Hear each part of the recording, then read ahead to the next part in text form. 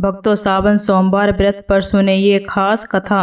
महादेव माता पार्वती करेंगे हर मनोकामना पूरी। सावन के महीने में महादेव के साथ माता पार्वती की भी पूजा की जाती है। ऐसी मान्यता है कि सावन के महीने में जो भी शिव भक्त भोलेनाथ की विधि विधान से पूजा अर्चना करता है उसके जीवन में हमेशा सुख समृद्धि आती है। सावन का महीना भगवान शिव को समर्पित है। इस महीने का सबसे खास दिन सावन सोमवार का होता है। ज्योतिषों की माने तो सावन सोमवार के व्रत करके और सावन की शुरुआत कथा सुनकर जातकों को भी सभी कष्टों से मुक्ति मिलती है। सावन सोमवार व्रत कथा। एक समय की बात है, किसी नगर में एक साहूकार रहता था। उसके घर में धन की कोई कमी भी नहीं थी, लेकिन उसकी कोई संतान नहीं थी। इस कारण वह बहुत दुखी था। पुत्र प्राप्ति के लिए वह प्रत्येक सोमवार व्रत रखता था और पूरी श्रद्धा के साथ शिव मंदिर जाकर भगवान शिव और पार्वती की पूजा करता था। उसकी भक्ति देखकर एक दिन माता पार्वती प्रसन्न हो गई और भगवान शिव से उस साहूकार की मनोकामना पूर्ण करने का आग्रह किया। माता पार्वती की इच्छा सुनकर भगवान शिव ने कहा कि हे पार्वती, इस संसार में हर प्राणी को उसके कर्मों का फल मिलता है और उसके भाग्य में जो हो उसे भोगना ही पड़ता है। लेकिन पार्वती जी ने साहूकार की भक्ति का मान रखने के लिए उसकी मनोकामना पूर्ण करने की इच्छा जताई।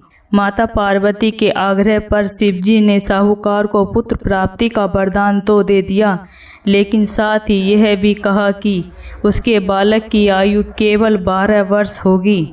माता पार्वती और भगवान शिव की बातचीत को साहूकार सुन रहा था। उसे ना तो इस बात की खुशी थी और ना ही दुख। वह पहले की भांति शिवजी की पूजा करता रहा। कुछ समय के बाद साहूकार के घर एक पुत्र का जन्म हुआ। जब वह बालक 11 वर्ष का हुआ तो उसने पढ़ने के लिए काशी भेज दिया। साहूकार ने पुत्र के मामा को बुलाकर उसे बहुत सारा धन दिया और कहा कि तुम इस बालक को काशी विद्या प्राप्ति के लिए ले जाओ और मार्ग में यज्ञ करना, यहाँ भी यज्ञ कराओ। जहाँ भी यज्ञ कराओ वहाँ ब्राह्मणों को भोजन कराते और दक्षिणा देते हुए जाना। दोनों मामा भांजे इसी तरह यज्ञ करते और ब्राह्मणों को दान दक्षिणा देते काशी की ओर चले पड़े। रात में एक नगर पड़ा जहाँ नगर के राजा की कन्या का विवाह था, लेकिन जिस राजकुमार से उसका विवाह होने वाला था वह एक आंख से काना था। राजकुमार के पिता ने अपने पुत्र के काना होने की बात को छिपाने के लिए एक चाल सोची। साहूकार के पुत्र को देखकर उसके मन में एक विचार आया। उसने सोचा, क्यों न इस लड़के को दूल्हा बनाकर राजकुमारी से विवाह करा दूं। विवाह के बाद इसको धन देकर विदा कर दूंगा और राजकुमारी को अपने नगर ले जाऊंगा। लड़के को दूल्हे के वस्त्र पहनाकर राजकुमारी से विवाह कर दिया, लेकिन साहूकार का पुत्र ईमानदार था। उसे यह बात अन्याय संग नहीं लगी।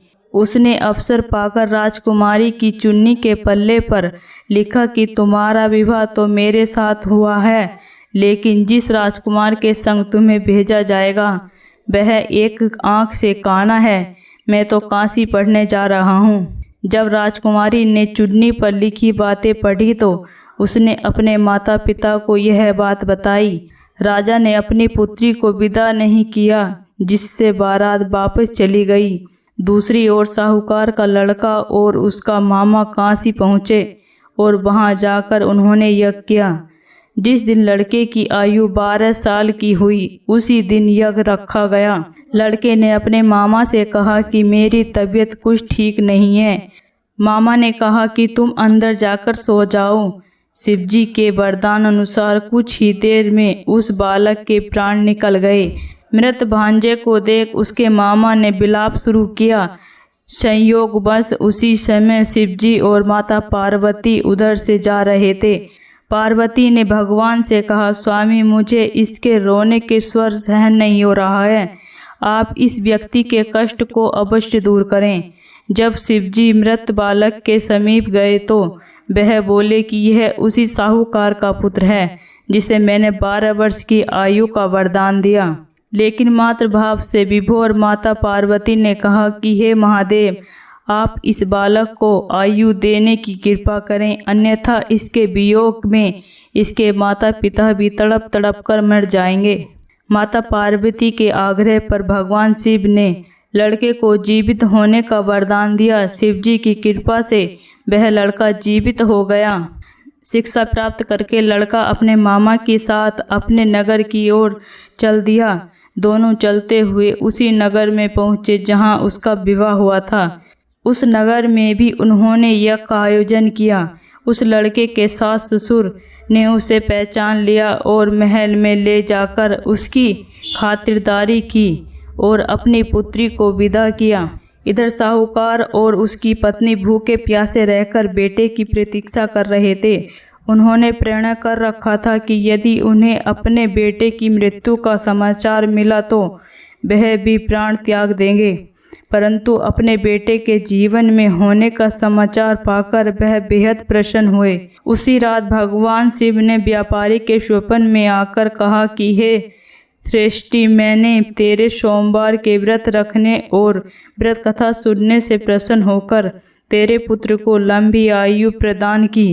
इसी प्रकार जो कोई सोमवार व्रत रखता है या कथा सुनता है और पढ़ता है, उसके सभी दुख दूर होते हैं। यह समस्त मनोकामनाएं पूर्ण होती हैं। सावन सोमवार व्रत पूजा विधि। सावन के सोमवार स्नान दी के बाद शिवजी के मंदिर जाएं। मंदिर घर में नंगे पैर जाएं और घर के ही लोटे में जल भरकर ले जाएं। मंदिर जाकर शिवलिंग पर जल अर्पित करें, भगवान को साष्टांग करें, वहीं पर खड़े होकर शिव मंत्र का 108 बार जाप करें। दिन में केवल फलाहार करें। सायंकाल भगवान के मंत्रों का फिर जाप करें तथा उनकी आरती करें। अगले दिन पहले अन्न वस्त्र का दान करें, तब जाकर व्रत का पारण करें। दोस्तों, इसी तरह की वीडियो को देखने के लिए इस चैनल को सब्सक्राइब करें और वीडियो को लाइक करें।